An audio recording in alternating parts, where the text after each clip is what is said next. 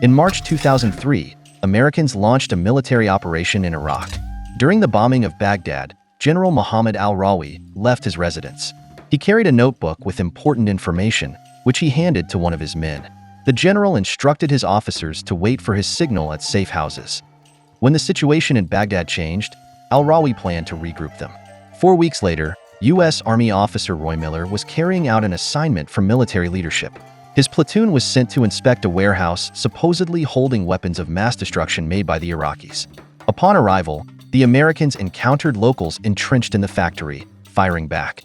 Miller ordered his team to eliminate the sniper, after which he and his soldiers entered the facility. It turned out the premises were empty. The chemical weapons they hoped to find were nowhere to be found. This marked the third time such an incident occurred. Miller's platoon was sent on these missions, risking their lives, only to find nothing. Following this operation, Roy attended a briefing prepared for senior military personnel. There, it was announced that intelligence had identified yet another location believed to house weapons of mass destruction. Miller was skeptical, recounting how all prior leads were dead ends, but no one listened. However, CIA Representative Martin Brown noticed Miller. After the briefing, he approached Miller, handed him a business card, and said they should talk. Brown and Pentagon Special Intelligence Officer Clark Poundstone had differing views on establishing new authority in Iraq. Poundstone believed they should install a puppet leader, going so far as to bring in an Iraqi politician, Ahmed Zubaydi, who hadn't been to his homeland in over 30 years.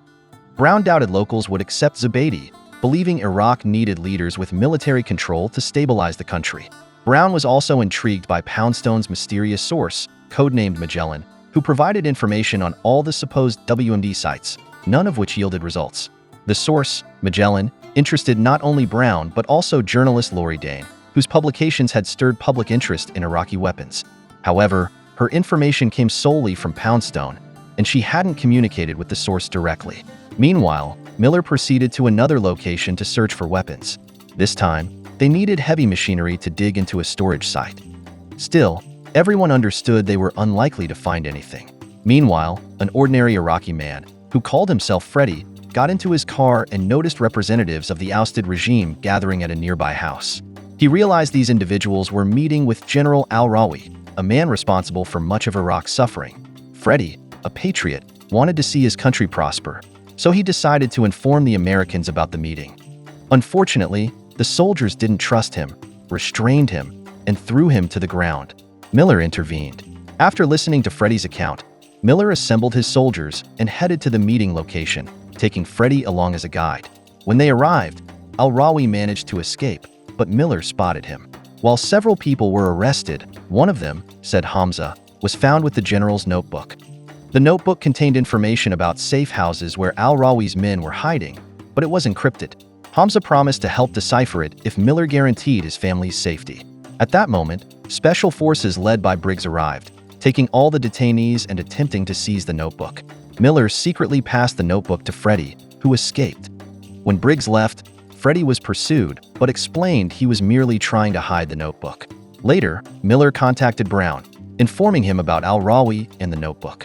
Brown invited Miller to the Green Zone, specifically to the Republic Palace. Upon arriving, Miller met Lori Dane and read her articles, learning about the informant known as Magellan. He also realized Lori had not verified the locations where WMDs were allegedly stored. At the same time, Hamza was tortured by military personnel trying to uncover al-Rawi's location. Hearing about the notebook's addresses, Poundstone personally went to Miller to retrieve it, but Miller had already handed over all documents to Brown. He told this to Poundstone, whose reaction was far from satisfied.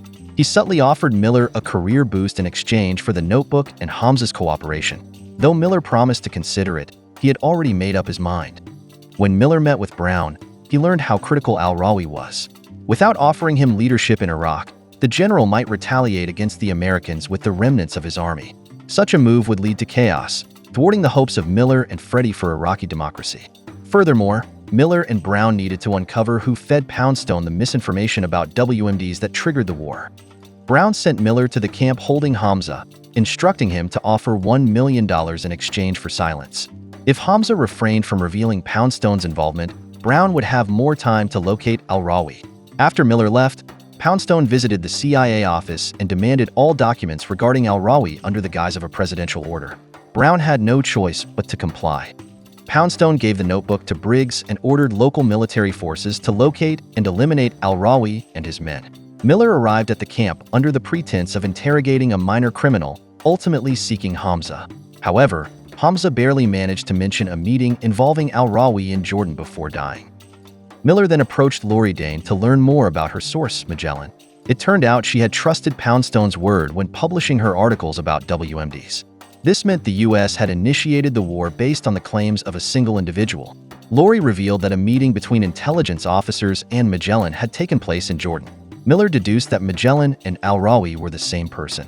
Miller consulted Brown, verifying al-Rawi and Poundstone's movements on specific dates.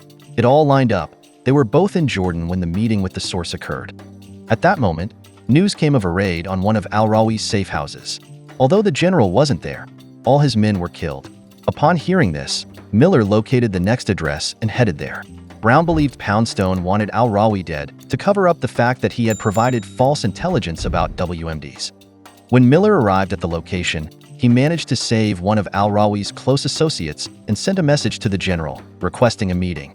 Al-Rawi agreed. Brown urged Miller to accept any conditions al-Rawi might propose, as long as he agreed to work with the CIA. However, Freddie opposed the idea of al-Rawi regaining power. He had fought against the regime and didn't want to see the same people return to leadership. But there was no alternative, either al-Rawi or an American puppet leader who would likely spark civil unrest.